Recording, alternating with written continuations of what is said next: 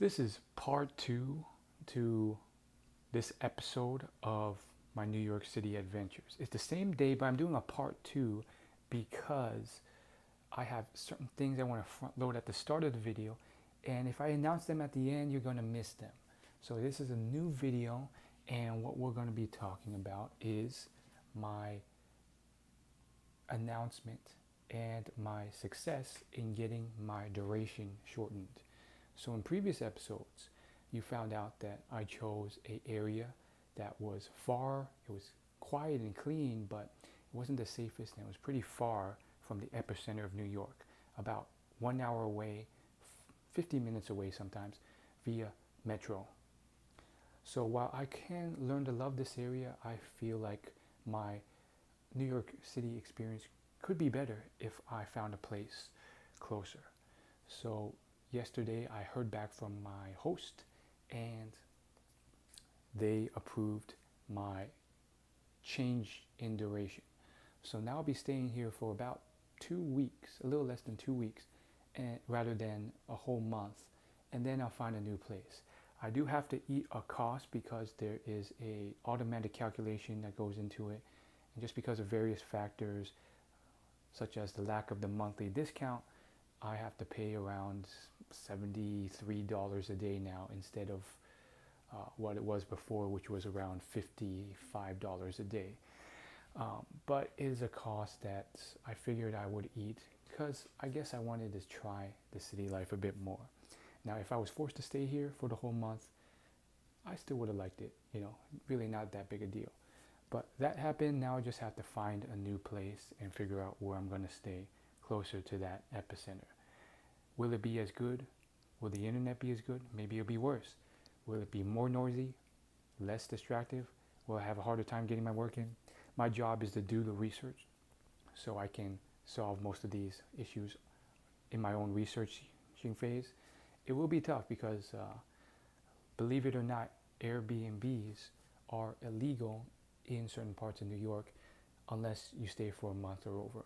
So I might have to stay for another month or over at this new place. Let's hope I lock in a good one. Excuse me. Another thing that I do want to touch on is just anxiety and the anxiety that comes with these places. Now, some people, they would just be super excited all the time, and what's the big deal?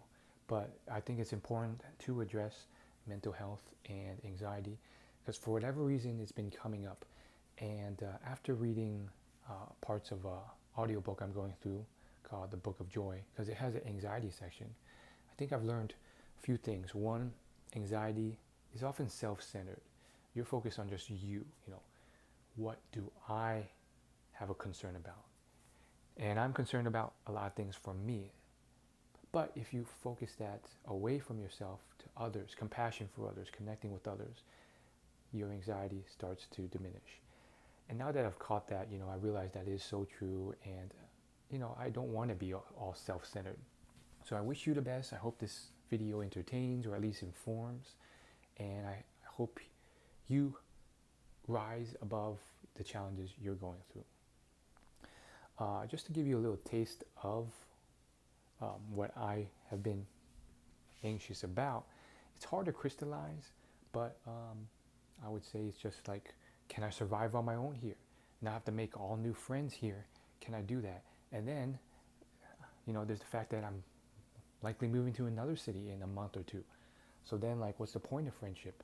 But I still want that, and I still crave that connection. And then also, I worry about ergonomics, making sure my desk setup is good, that that I actually have time for a New York City experience. I also worry about, what if I don't like it here? And, expectations around me thinking this would be a great city, but then, certain things like, oh man, the place is really crowded. Will I really like that? It is kind of noisy too. Will I really like living here? And so there's anxiety around, man, maybe this place isn't that great. But then what? What if there is no place that's perfect for me? So there's all this anxiety around all these different things. But I think it's just bring it back to the base level, low or no expectations. Just having food on the table, just being able to live life in a healthy way. Maybe that's all we really need.